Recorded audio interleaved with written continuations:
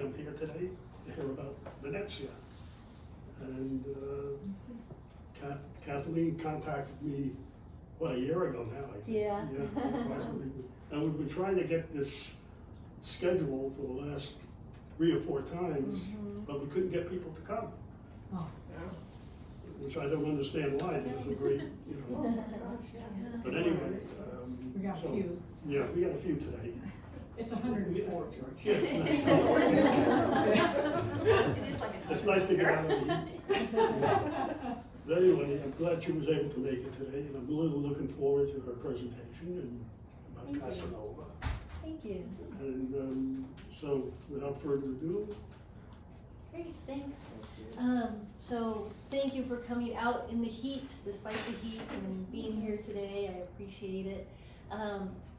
Yeah, I'm Kathleen Gonzalez on my books, but most people call me Kathy, so you're welcome to call me that too. This is my husband, RJ, who is the tech support, and he's actually the guy who designs the books too. So he's important to the project. But I'll tell you just a little bit about myself and how I kind of got started with my interest in Venice. And then we'll get into Giacomo Casanova and why him, why is he important to talk about right now. My background is actually Czech on my mom's side and Spanish and Mexican on my dad's side. But I love to travel, and I'm a high school teacher, so I had taken students to Europe a number of times. And when I finally got to Italy with a group of students, we got into Venice just for one day. We didn't even stay the night there. And something about seeing the Grand Canal and the palaces there, I just felt like my insides got rearranged. Everything changed, and that was it. I said to myself, I'm coming back and living here. And I've never lived there, but that was 1996, and so I've gone back pretty much every year since then. The longest trip was about 6 weeks. Shortest trip was like with students for 2 or 3 days. But I just keep going. I've been for Carnival 5 times, I think. I go almost every summer. Been there for New Year's and birthday, all kinds of things. So I'm just in love with the place. And part of being in love with Venice is, I can't be there all the time. So I read about it and then ended up writing about it. And first I got interested in the gondoliers of Venice, because who wouldn't be, right? And my first summer there, I met a gondolier who just, was chatting me up, and I got very interested. Well, who are these gondoliers, and who are the real people versus the stereotype? So I went back the next summer and spent a bunch of time hanging out with them and writing the book, Free Gondola Ride, because they kept saying things like, you come back tonight, I give you a free gondola ride. I knew it wasn't really free, but but I'm still friends with a bunch of these guys. This was from 1997, so that was quite a while ago. The reason I bring that up is because it was, sometimes riding around with them, having a free ride, sitting at their feet while they had customers in the boat, and they would be going down the canals and saying, oh, this is the house of Casanova, and this is the house of Casanova. And after hearing this a bunch of times in different parts of the city, I started to wonder, where are the houses of Casanova, and are they all telling the truth? Are the gondoliers really pointing at the actual houses of Casanova? And RJ and I got to talking about it, and it sort of led to this idea of the next book, trying to find out what are the real houses of Casanova. And so that got me into this research, and then I discovered that there's a whole group of people we call Casanovists who study Casanova. And it's not actually a huge group of people, maybe a few hundred only, and a few of them... All women? No, almost all men. Almost all men. Very few women. But that's changing. There are starting to be more women now. I think because, the thing most people think of when they think of Casanova is sex, right? And womanizing, and that he's, that he's the great lover. That's the stereotype of him. And there's definitely truth of that, but today I'm going to talk about, myth or the real man. So what parts of that are true and what parts of it are, the stereotype, the embellishment. And what else do we know about this guy? And another reason this is so interesting right now is next year, 2025 is the 300th anniversary of his birth. So he was born. 300. Yeah, he was born in 1725, Oh my God. April 2nd, 1725. Is it an April Fool's joke? Yeah, Just by a day. I don't know if the Italians even have April Fool's Day. Do Yeah, they? that's- I don't think so. So at this point, I'm friends with a whole bunch of the Casanovists out there. In 2019, was it, that we organized a symposium in Venice to bring together a bunch of Casanovists. And that was kind of crazy because basically I planned it from California for an event in Venice. But we had about 35 people or so, and it was great, just made more connections. And so now I'm part of the committee that's planning the one for 2025, which will be in Venice again. And in fact, just this morning I got an email from a professor at the university there who has taken on the real work of planning it, because it's crazy for me to do it. And he gave me the whole list of the speakers, where we have something like 20 or 25 speakers presenting papers and stuff. So Casanova's hot. And over the next year, there will probably be some exhibits at museums, there will be new books coming out, a lot of things like that. And so I've been working really hard to finish this one, which is brand new. We just got the box of books, 2 weeks ago? And it's Flirting with Fortune, Casanova in Rome. So I first did the Casanova in Venice book, which is Seductive Venice, in Casanova's footsteps. There had been some research that had found about 35 places in Venice related to Casanova. I ended up finding over 90. And I did it as sort of a walking guide with actual maps that take you from place to place. But you can also just sit and read the stories of what happens in each place. So I'll be showing you photos of some of those highlights.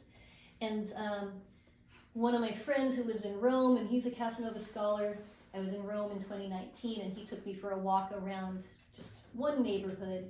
And he was going to write the book of Roman locations, but he had some health issues and other things. So I took it on right as the pandemic started. It was kind of hard to do research during that time because everything was closed.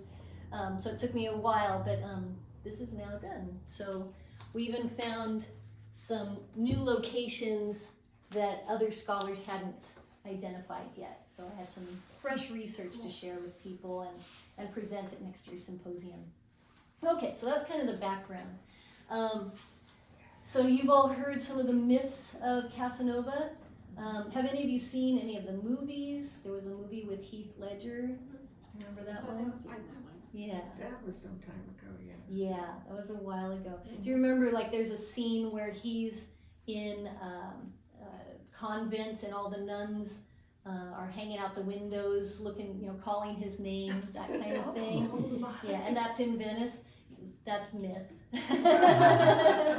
Yeah, he wasn't really like that. However, I will be sharing with you the kernel of truth to that story. So that's what a lot of his life was. There are these sort of kernels of truth, and then a lot of myth surrounding it. So let's go ahead. In fact, here is a We're picture. gonna close the lights, this way you Oh, don't have the the lights. To not have the glare. This is one of the more famous paintings of him because it's a bit more flattering. Most people actually agree that he wasn't particularly handsome or beautiful, but he was very striking, and apparently he had that sort of magnetism that some people have. He was about 6 feet tall at a time when most people were closer to 5 feet tall. So he kind of towered above people. They said he had kind of a big nose and an olive complexion, both traits that were not considered attractive in his time. But yeah, everyone kind of said, oh, he had this magnetism. He could walk into a room and people were drawn to him. And I chose this picture on purpose. There's only a handful of portraits of him But this one is probably myth. There's a good chance that this is not actually him. So there's another part of the myth. You know, we keep getting these things that people say about him or present about him, like this picture, but it's not for sure actually him. There is a portrait of him by his brother. He had brothers too who were painters. And then I love to sort of break up the stereotype. You know, everyone just knows Casanova as this lover, but he was a gambler, he was a spy, he was a priest, a writer, a prisoner, a son, a musician, a Kabbalist, a prankster, a friend, a brother, a student, and more. There were just many, many things that he did. So I'll tell you some of those stories, and because I like to focus on the cities, I'll be showing you the places where these different stories happen. Okay, where did it all start? So this is a home in Venice. How many of you have been to Venice? Okay, so almost everyone. And you know how there's the different neighborhoods, the sestieri. So this is in, it's just not too far from Campo Santo Stefano. So that's the San Marco sestieri. Like if you were picturing, you know, Venice, and here's St. Mark's, this area I'm talking about is right over here. Huh. Just before the Academia Bridge, we cross over the Grand Canal. Okay, anyways, this is just a little side street. It was a home set aside for orphans and widows and elderly women. It was kind of a neighborhood where the church had some homes like that. And Casanova's grandmother lived there. Her name was Martia Parussi. And this is we pretty much agree, like the scholars pretty much agree that this is where Casanova was born. Now, if you go to Venice, you'll see another street, this one where this yellow house is, which is the Calle Malapiero. Used to be named the Calle della Commedia during Casanova's time. And there's a plaque on that street that says, along this street is the house where Casanova was born. But it's wrong. Or we're pretty sure it's wrong. I used the research of a guy named Helmut Batzelvik who looked at the, you know, like the old housing records and rental records and stuff. So we're pretty sure he was born in his grandmother's house, but this house is the one where he grew up. Of course, since then, you know, it's been 300 years, things have been rearranged and remodeled inside, so it's not the exact same rooms. But one day I was walking by and the front door was kind of ajar. I went in, I snuck into Casanova's house and looked up the stairs, and I didn't want to disturb the people who lived there, so I didn't go knocking on any doors or anything. But it was kind of fun to just think, you know, this is where he was as a child, probably playing with his brothers and sisters, playing a little soccer with a ball, or running around the neighborhood, you know, doing chores, that kind of thing. So there's another myth kind of busted. Casanova came from a family that was very much working class. In Venice, that's called the Popolani, and the populace, right? Mm-hmm. So the Popolani, his parents were actors. In fact, his mother was quite a famous actress and very well known. She ended up being asked to go to Dresden, and she served as a singer in the court there for actually much of her life. Casanova stayed behind in Venice and stayed partly with his grandmother and partly on the mainland in Padua where he went to school. Well, they were trying to figure out, you know, what to do with this young man. When Casanova's father died, Casanova was only 8, and the father said, "Don't let my son be an actor." You know, because he knew that was sort of dead end and a hard job to have. So they decided Casanova would be a priest, and so he started to study for the priesthood, and he actually took the initial orders at this church, which is San Samuele. It's actually just on the Grand Canal. There's, when you were in Venice, did you ride the water buses around? Mm-hmm. One of the water bus stops is at San Samuele. And So at this church, he took initial orders. Actually, his parents were married in this church. He was baptized in this church.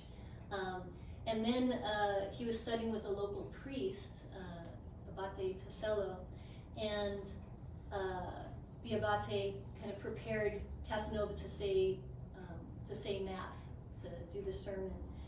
So he did that here at this church, and then he was just, I don't know, a teenager, he was 16, 17 or something, and he got all full of himself, and he thought, oh, I did such a great job on that.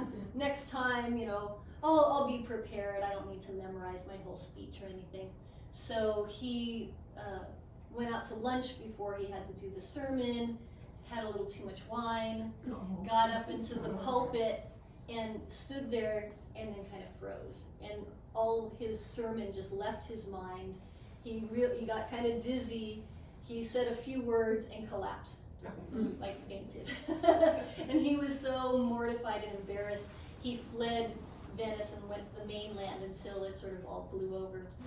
And that was mostly the end of his career to think about being a priest, except his mother still wanted to try and get him gainful employment or some kind of safe future. So she set him up with a bishop who was going to be going through Rome. And hold that thought, because we'll be coming back to Rome in a minute, and that's what initially brought him to Rome. But first, he had to get into a lot of trouble in Venice. So besides, fainting during Mass, just down this street, the Calle delle Carrozze, we don't know exactly which house, but one of the houses along here is where he lost his virginity, and he writes about that quite a bit. So we know so much about his life because he wrote his memoirs. It's 12 volumes, it's over 3,000 pages, and it's so well written and so entertaining. Really, if you want a good read, it's very entertaining. And so he describes the whole scene. He had fallen in love with a local girl who was the niece of the priest that he was studying with. So he was just a teenager, he was 16 or something. And that girl would sit and do embroidery in the evenings with two other sisters, Marta and Annetta. And so Casanova was really in love with the one girl, and the one girl was a good girl and just resisted being kissed or anything. And so there's this long, involved story of how he's supposed to, sneak out into the girl's room and meet her. The good girl didn't show up, but the sisters were there. And one thing led to another. First it was one sister, and then the other sister, and that's how he lost his virginity with both of them in one night. He wasn't even sure which one was first. It was dark. But they all had a wonderful time, and they stayed friends, and more than friends for quite a long time. Except one of the sisters, Nanetta, later felt bad and became a nun. So I guess she had fun, or so Casanova tells us. All of his life, most of his life stories, we only know his version of the story. We don't always know someone else's. So yeah, that's kind of an important part of his life. Also, when he was a teenager, he was trying to make ends meet. He started playing fiddle in the local theater, and sometimes for other events. So he was going to play the fiddle for a wedding here this is the Palazzo Soranzo in Campo San Polo. So kind of a big square on the, where the Rialto Bridge is. It's on the Rialto side, not the San Marco side. So he was playing fiddle at a wedding here till about 3 in the morning. The wedding was breaking up, he was leaving. And right in front here, you can kind of see this white line in the sidewalk. Well, this used to be a canal. So Venice used to have many more canals than it does now. And many of the palaces were right on the water, and a gondola would take you to that. And in fact, if you just kind of go down the street right here, there's a little sign that says Rio Terra. So Rio Terra means river of dirt. Because it used to be a rio, it used to be a river, now it's all filled in. So anyways, he came out from the wedding, saw a senator Venetian senator, so a nobleman, getting into his gondola here, and the senator dropped something. So Casanova went over and picked it up to give it back to him, and the senator said, "Oh, thank you, you're a nice young man. Can I give you a ride home in my gondola?" And so Casanova, of course, thought, well, this is great. I have an opportunity to, rub elbows with a nobleman. So he accepted. And they went down this way and kind of around the corner. And the senator, whose name was Marco Bragadin, started to have a seizure. And, just like the way Casanova describes it, I think it was the left side of his face fell and his arm drooped. I mean, it sounds like what we know of as a stroke, right? So Casanova said, "Stop the gondola, I'll find a doctor." And actually on a street just kind of behind there, Casanova ran down, found a doctor. They got Senator Bragadin back to his palazzo, which is this one. Yeah, this Palazzo Bragadin. This is the canal side of it. This is the Campo side of it. And Casanova stayed for about 3 days just taking care of the senator, making sure that he was okay. They brought in some doctors to bleed him and put mercury poultices on his chest, two things that you can imagine were killing the guy, right? And so Casanova said, "Stop, stop, stop, don't do any of those things." And the senator survived, and was so grateful to Casanova, said, "I'm going to treat you like my son." So he gave him an apartment here in the palace and his own gondola and gondolier at his beck and call, and a monthly allowance. And it was pretty amazing because here was this son of actors who was playing fiddle at a wedding, now suddenly was being treated like the son of a nobleman. So very important moment in Casanova's life, and one of the definite real houses of Casanova. Another real house of Casanova is this, the Palazzo Malipiero. So this is the main building, and then this is a picture of the beautiful garden right next to it. And just over here you see that bell tower. That's the tower for the Church of San Samuele that I showed you a moment ago. So all that's right there. And the street that runs behind that is the street where Casanova grew up, the one where I snuck into the house. That's just behind this palace. So there was a Senator Malipiero who lived here, and Casanova, was still, and this was at the point he was still studying to be a priest, and the abate, the priest he was studying with, introduced him into this house. And so Casanova would just sit quietly and kind of take it all in and try to not make any mistakes, right? Well, around the same time, there was a young girl named Teresa who lived in the house right here. And the senator, he would look out his window at her as she's brushing her hair, or getting dressed, or whatever. And this, older senator, I think he was maybe in his 70s, Casanova said he had gout and most of his teeth had fallen out. Well, he's looking at this teenage girl and falling in love with her. And so he would invite Teresa over. And of course, Casanova and Teresa are like practically the same age. She was maybe a year older than him. So at one point they started to play doctor, and the senator caught them at it and beat Casanova with his cane and said, "You're no longer welcome here." But Casanova and Teresa stayed friends. In fact, it was one time when she had moved away, she had married and moved away, came back to Venice, to the house here where her parents still were, and as Casanova writes it, he spent about an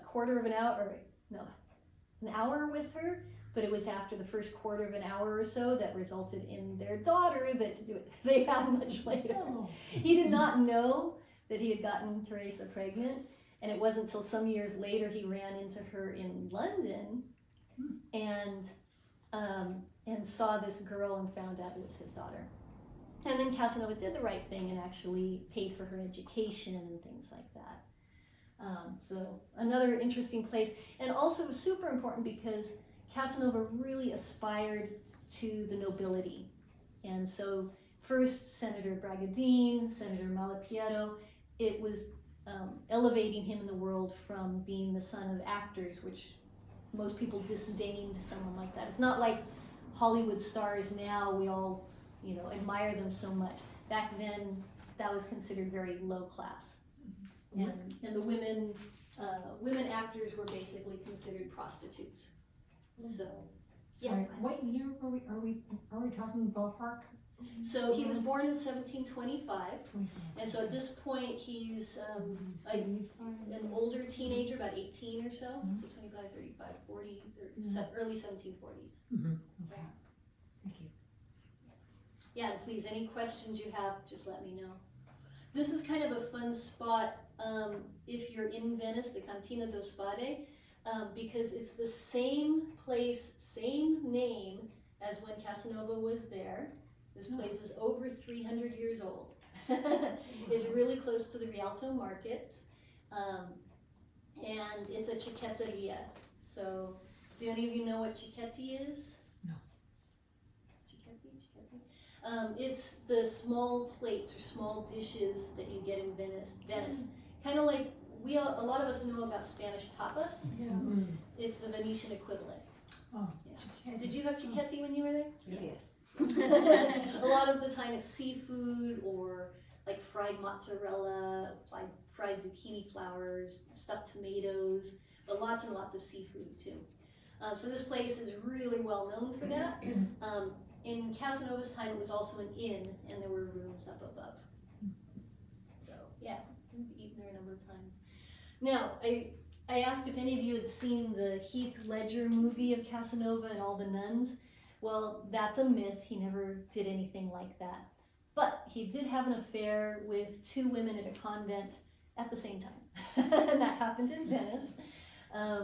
He was, he had left Venice and come back. So he was in his late 20s, I believe. And he met this young girl named Caterina.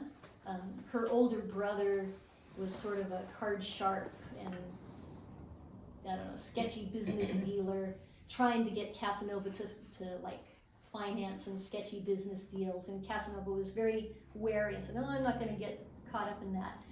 But the brother had brought along his little sister sort of as bait, and Casanova was very taken by this young girl. We know her name was Caterina.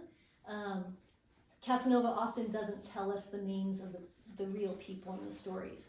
Sometimes with the famous people he does, like he mentions meeting Rousseau or Catherine the Great or Madame de Pompadour. So he met quite a few very famous people, but a lot of the time he hides people's names. So he referred to her as CC, but scholars were able to figure out her name was Caterina Capretta. This was the house where she grew up, where her parents lived. Her dad was a merchant, and so he was gone quite a bit doing business. And so Casanova met this girl, I think she was 14, 15 at the time, and was wooing her. And the mother was very excited because here's this man who looks like this wealthy man. He dresses well. He's showering them with gifts, buying her clothing, garters for her stockings and new gloves and shoes and all these wonderful things. And so the mother thought this was great. And Casanova this is the back of the house, he apparently snuck in the back door or window. So when I looked at this, I was trying to figure out which window. It's just kind of fun to go look at these real places, And then this is a church not too far away, Church of San Canzian. So this is the church, here's the front of it and the side door. And there's this side altar, and Casanova talks about going there to meet Caterina's mother to give letters to deliver to the girl. Because what happened was Casanova had a few wonderful weeks with her. They fell in love. They said they felt that under the eyes of God they were married. Of course, he's 10 years or so older than her. She's a very young, naive girl.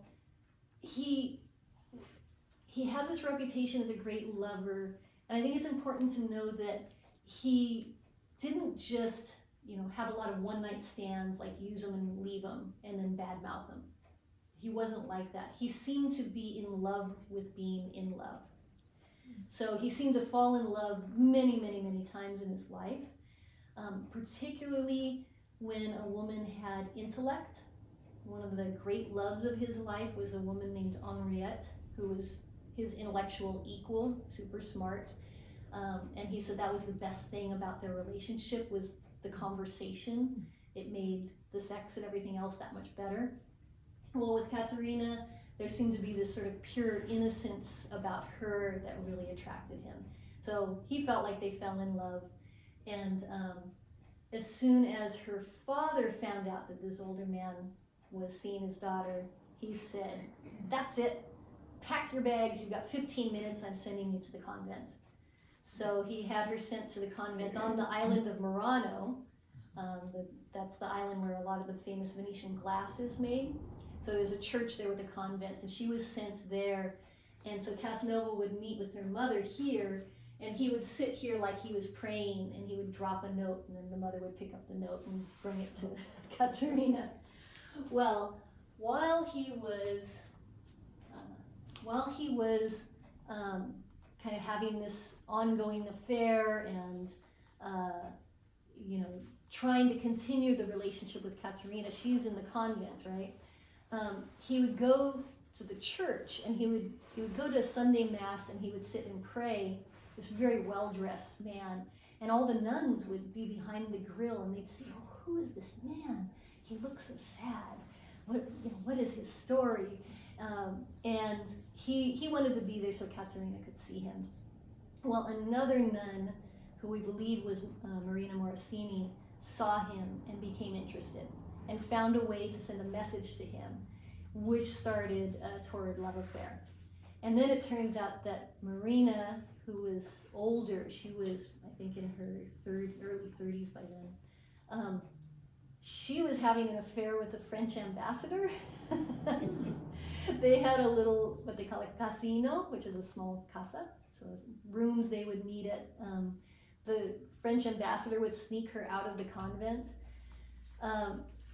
She was very open-minded, the French ambassador was very open-minded. He was willing to sort of share her with Casanova. So Casanova ends up in this affair with Marina, the older woman who has a way to sneak out. If this is getting complicated, it's going to get a little more complicated. Turns out Caterina had gotten pregnant. She didn't know who to turn to inside the convent. Who befriends her? Marina. Mm-hmm. Marina helped her deliver the baby, or no, I'm sorry, it wasn't a baby. It was a miscarriage. She had a miscarriage, but she had complications, bleeding. So Marina was the one who helped her, and they were able to apparently hide the reality of what had happened. Mm. They became dear friends. They apparently became lovers, the two women, and then it all came out to Casanova that each of these women he was in love with loved each other and were all happy to be together, all of them. And then the French ambassador would sometimes watch. And then Casanova, I'll get to that part of the story in a moment. This could be made into a movie. Absolutely, like the Heath Ledger one was kind of preposterous, but this is even better. This is even better. And I don't think this particular affair has ever been made into a movie. Wow. There's plenty of Casanova movies, but not about this particular affair. So I put this picture in here because Casanova talks about how Marina would sneak out of the convent, have the French ambassador's gondolier take her into Venice proper. This is the church of Santi Giovanni e Paolo. And so Casanova met her here at the statue. But when he came to meet her, he's expecting this woman, right? Of course. And instead he sees a man in a cloak and a hat and I think carrying pistols, and Casanova got very alarmed. Turns out it was Marina dressed as a man. And so they met here, and then they walked across town to gamble. She loved to gamble. I'll show you where they gamble. So all kinds of great stories going on. This is Casanova's casino. So again, casino at that time meant a little casa, a little house, or little apartments, kind of for pleasure, for gambling, a place to have a nice meal and bring your mistress there. Not to your big palace, because those are big and drafty, and that's where your wife is. So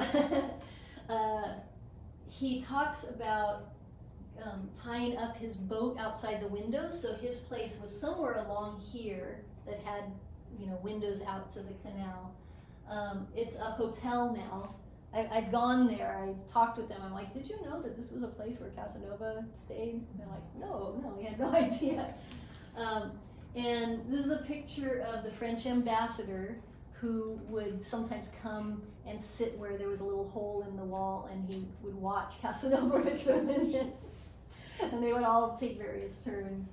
So, yeah, the whole reputation of Casanova as a lover, there's definitely a lot to that. But he really did love these women. He really cared about them.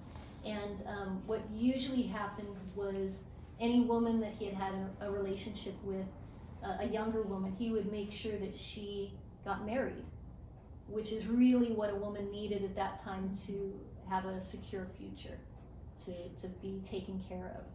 There weren't a lot of options for women, as you can imagine. They used to say maritar o monacar, so marry or become a nun.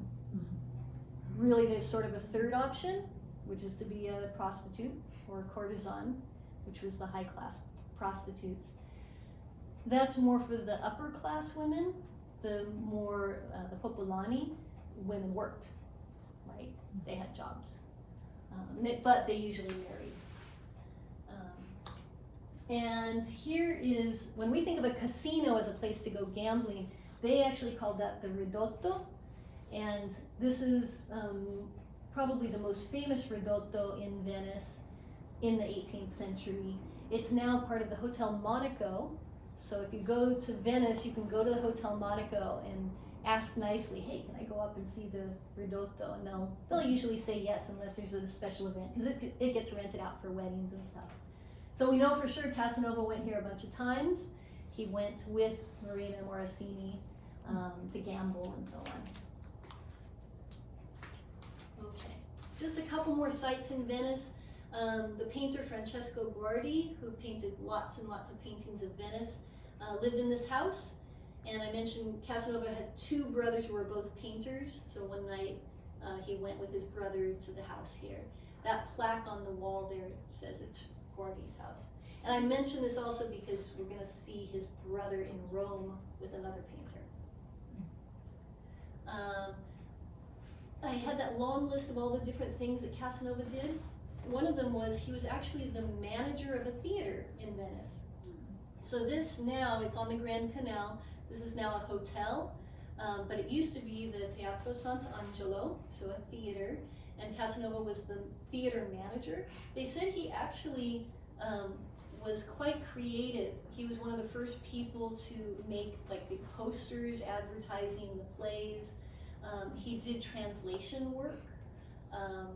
He just tried a lot of advertising things that others hadn't done. So amongst his many talents, one of them was theater manager, translator, and he wrote one or two plays, I forget how many. I haven't really studied his plays, but he wrote as well. And then his days in Venice were coming to an end. So he had been playing pranks, he had been hanging out with young noblemen, getting into all kinds of trouble. He had been having affairs, and he was considered lower class. And other nobles in the city did not like that this man was sort of above his station. And they thought he was corrupting their children. And they also felt like he was flaunting some of the beliefs of the church. He apparently had quite a collection of banned books, books that were considered heretical to go against the church. So there were various reasons, and he was visiting someone at an apartment along this street, which is right behind this big church. If you go to the back of that church, you get to this street. And while he was there visiting this young woman, he was arrested. And he was thrown in jail. So this is part of the Doge's palace. You might recognize the Bridge of Sighs, which connects the Doge's palace with the prisons behind it. And we always think of, let's see, get my bearings here. This is the Doge's palace, this is the prison. We always think of this as the prison. And usually when you do the tour of the, have any of you done the tour of the prisons? Okay. Yeah, they usually take you into here. But really, Casanova was in the part of the prison called the leads, because the roof was made of lead. And there were just a few cells up at the top. So that was actually up here, the top part of the Doge's palace. And that's a special tour. You have to pay extra to get to go up to there. So he was imprisoned, he was thrown up there, and spent, oh God, he didn't even know what he was arrested for. Like, they really hadn't even told him. And he didn't know how long he was gonna be there. There was no trial. So he's having this horrible time in prison and decided to escape. And he had started digging a hole under his bed, thinking it would get into the rooms down below, which is part of the Doge's palace, where the senators meet and stuff. And it was discovered. And so they put him in a different cell, and so then he started digging again. And it's a huge, long story, but it's an incredible story. It's well worth reading. And eventually what happened was there was a priest who had been arrested for getting 3 girls pregnant, and Casanova was able to have the priest dig the hole, or actually in the ceiling, and Casanova was able to get into the priest's room. They broke out to the roof. Again, very complicated. They got out kind of in the roof, down back into the rooms in another part of the Doge's palace. And Casanova still had the very lovely clothes that he had been arrested in. So he put those on, and the priest had his, his cassock on, and they walked out the front door. And he wasn't caught, but it meant he was then exiled from Venice for a very long time. So part of all of that exile led him to Rome. So his first trip to Rome was 1743. And like I mentioned earlier, he was supposed to be a priest, and his mother had gotten him a job with a bishop. So he stopped in Venice briefly, went down to Martorano to talk to the bishop. They saw it wasn't going to work. They kind of didn't like each other. And it was a little backwater town, and Casanova thought it was boring there. So Casanova went back to Rome. And in Rome, if you're a visitor, the first place you go is here, which is a really old site. It's the Temple of Hadrian, I believe. But in Casanova's time in the 18th century, it was the Dogana, so the Dogana di Terra, which was the customs house. And any visitor had to come here and sort of declare who they were, have their bags searched, and things like that. So Casanova writes about this place a couple of times as he comes into town. And then he had letters of introduction to Cardinal Acquaviva, who was here at the Spanish embassy, the Palazzo di Spagna, in the Piazza di Spagna. How many of you have been to Rome? Okay. Did you go to the Spanish Steps? Okay. So this faces some buildings, and right here's the Spanish Steps. So super close. And Casanova lived actually in an apartment right here, 2 different apartments at different times. So that's an area he hung out in a lot. And he talks about going up the Spanish Steps to the church that's at the top there, the Trinità dei Monti. But it's all about patronage in Rome. And so you'll see I have a lot more pictures of people, because he would get these letters of introduction, and it was all, it's the center of Catholicism, right? So there's a lot of cardinals, a lot of bishops and priests and fathers. And this Acquaviva immediately took a shine to this young man. Casanova really impressed him. And Acquaviva said, okay, I'm going to give you rooms up here. So he gave him a little apartment. So this really is a home of Casanova. And had him do secretarial work for him, things like that. Gave him a couple of mentors, other priests who sort of were guiding this young man. But of course, he fell into another love affair. He just seemed to have a way of getting in trouble. What eventually happened was he was trying to aid a young woman who was the daughter of his French teacher, who lived at the place here where he lived.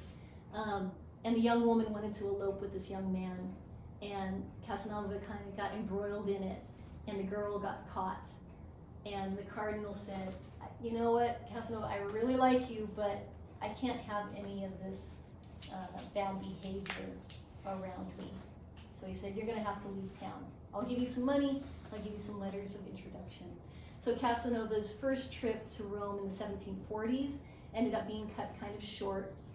And then he came back in the 1760s and 1770s. So I'll hit just a couple other places.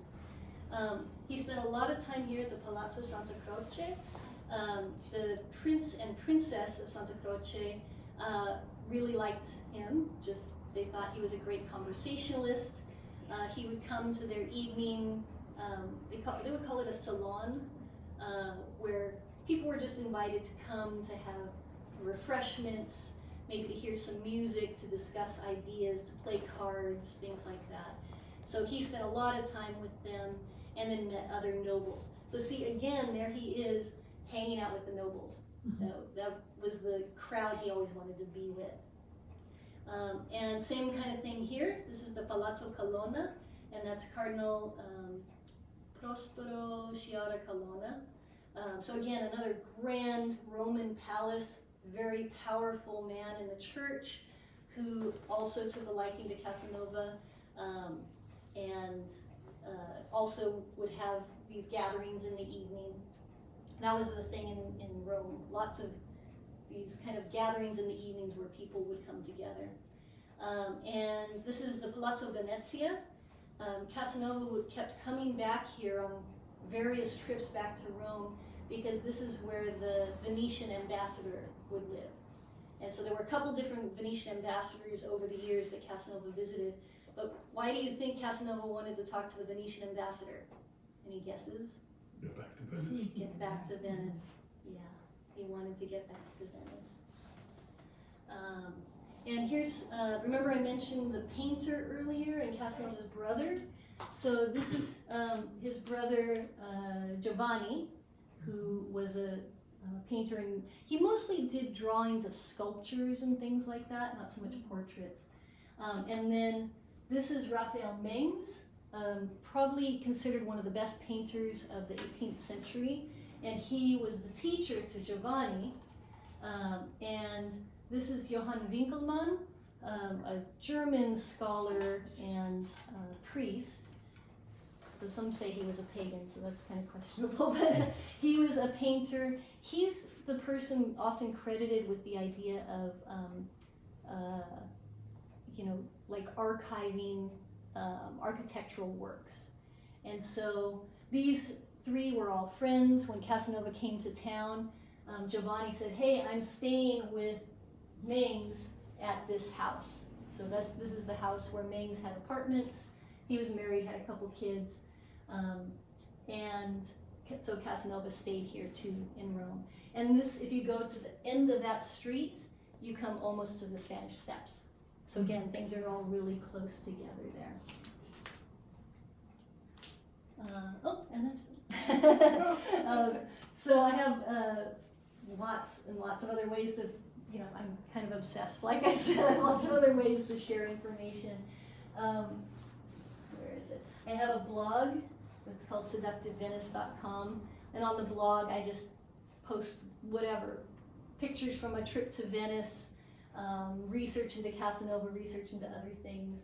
I've got a Facebook page, I've got a YouTube channel with videos of these places. So I think I'm up to about 60 of those videos where I go to the actual places in Venice. And I have a handful, what did we do, about 5 or 6 in Rome? Yeah. When we were in Rome in 2019. No, not 2019.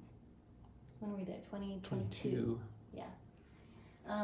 Anyways, I have a bunch of videos where I'm at the place in Venice or in Rome, and I describe it and tell the stories like I just told you. I actually have on YouTube, there's also a bunch of videos that go along with this book. So this is a book of short biographies of Venetian women from the 1300s to the 1800s. And they're all short, they're like 10-page biographies of women that we don't always hear their stories and their history. So I wanted to elevate women's stories, and then it just brings us into Venetian life. And again, that idea of maritar or monacar, get married or be a nun. But some of them, like this one and this one, were high-paid courtesans who had a lot of control over their own life, but of course, still danger to be a courtesan. So anyways, there's these stories, and on the YouTube channel, there's videos related to the places where these women lived. Would you mind if I look at that? Yeah, of course.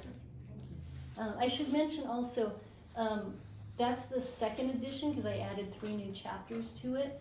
But on sale today is the first edition, so that one's $15, but the first edition is $5 because it's missing 3 chapters, but I had a box of them and I want to move the box out. So, in fact, kind of the same thing with the Seductive Venice book. So the first edition is $5. The second edition is updated, made a few changes to locations and stuff, and that one's $10. And then the brand new Flirting with Fortune, the book about Rome, that one's $15. But a lot of those are $5 because we're moving them out of the basement. Anyways, I talked a lot. What questions do you have for me? What do you want to know more about?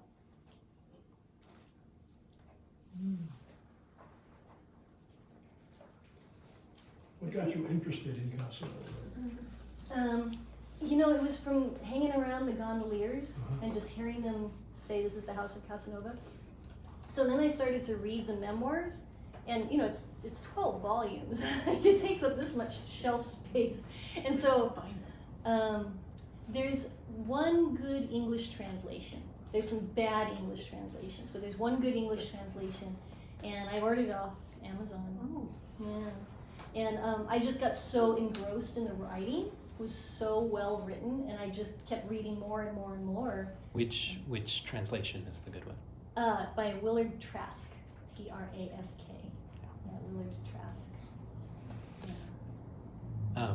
Maybe a little more about why scholars study Casanova and what's there for people, because that's really interesting.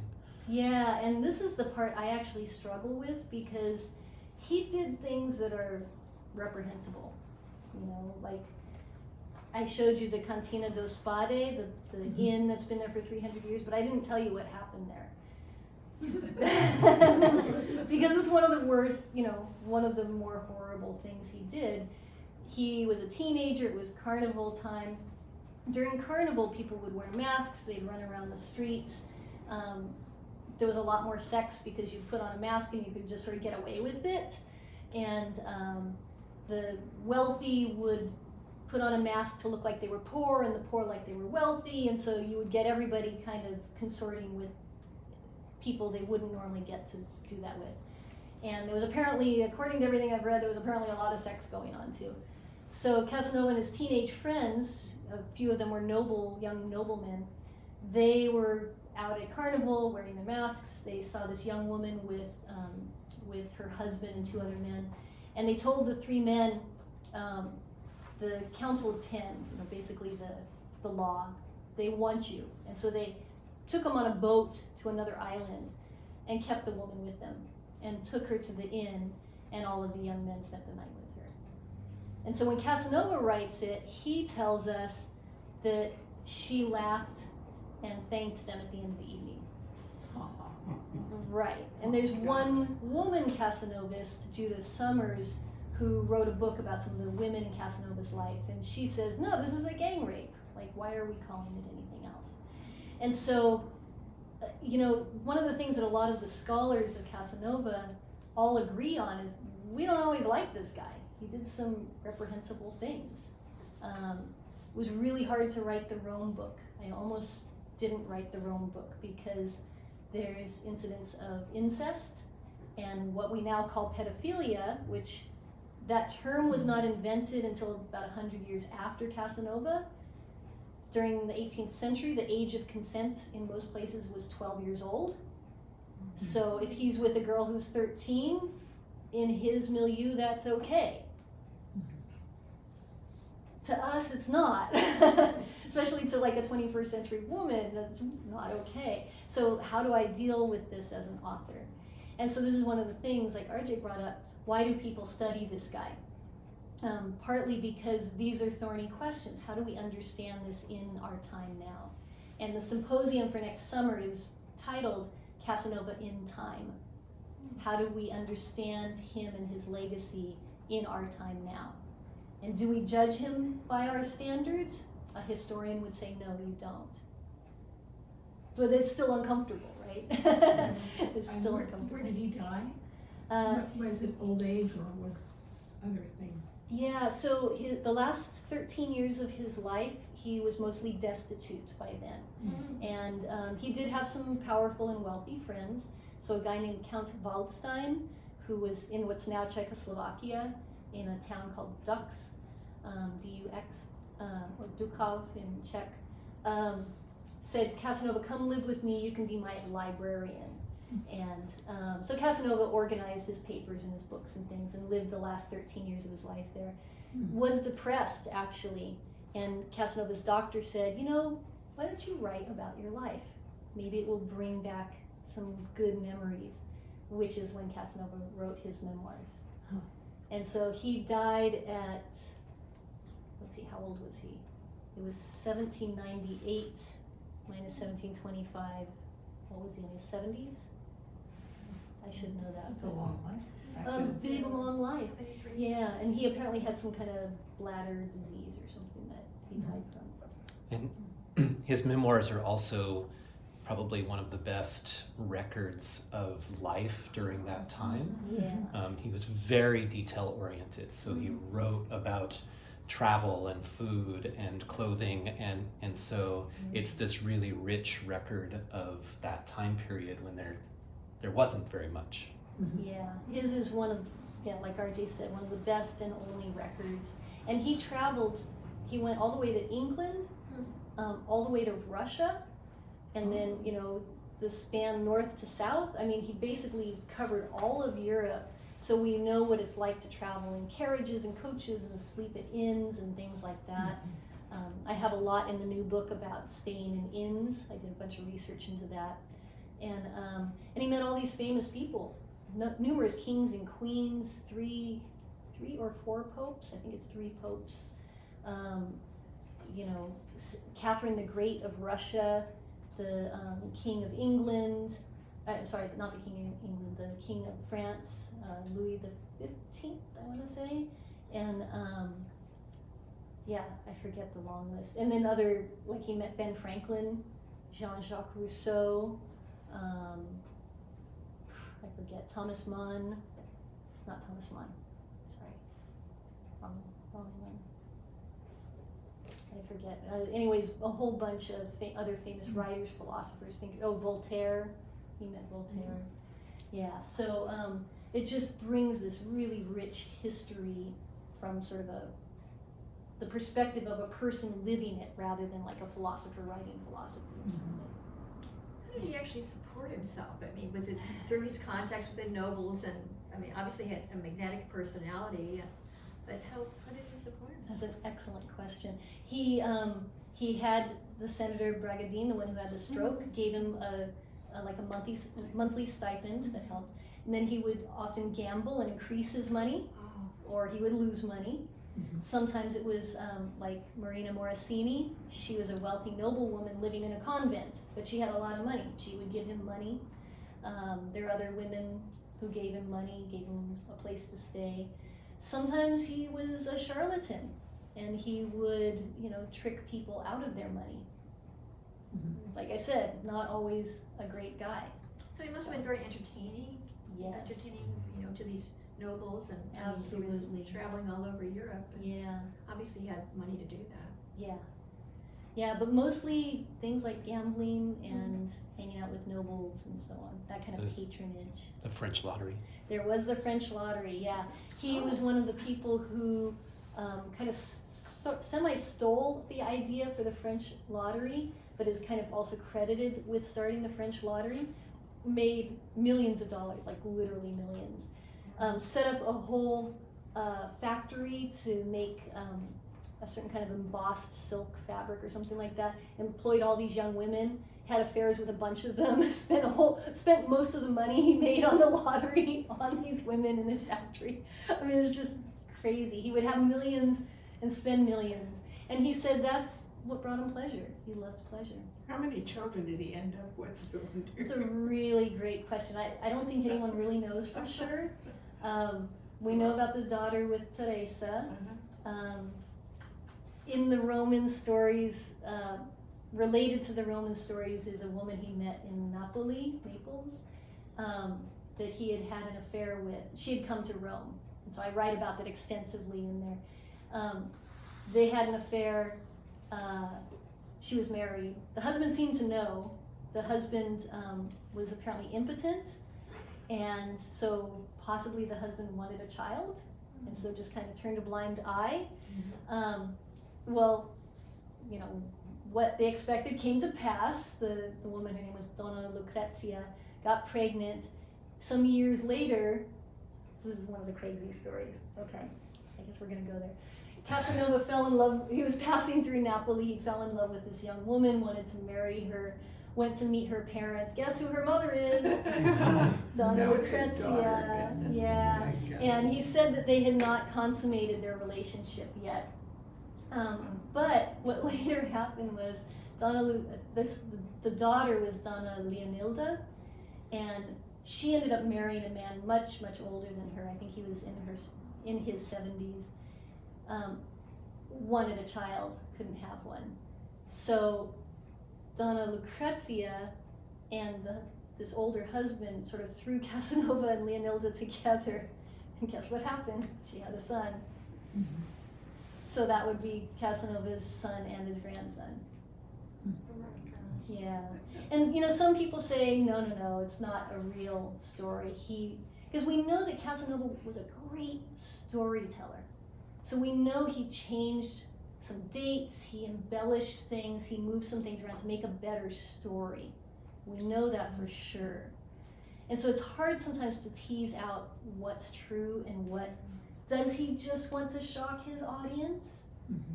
Who's his audience? He said he was going to destroy the manuscript and never have anyone read it. Mm-hmm. But if he had an audience in mind, who was it going to be? Men like him, who were considered libertines and adventurers. So what's he going to try and do to impress them? Tell them these crazy stories, right? And there seems to be some evidence that he met this son years later, when the son was getting married in Vienna, I think it was. There seems to be evidence to support that, but it's hard to know for sure. Yeah. So, sorry, you asked one simple question, but these all these other crazy stories. But can you see why Casanova is so fascinating? You start to get into one story, and then you just read more, and you're like, oh my God, this is sensational, it's shocking. I don't know if I should be reading and telling this, but I'm fascinated. Yeah. Thank you for listening to all this stories. Oh, It's fun. fun. I spend so much time. I spend all this time like with a book or a computer screen, so it's such a pleasure to me to get to share the stories with others. Thank you. And if you want to take a look at any of the books here.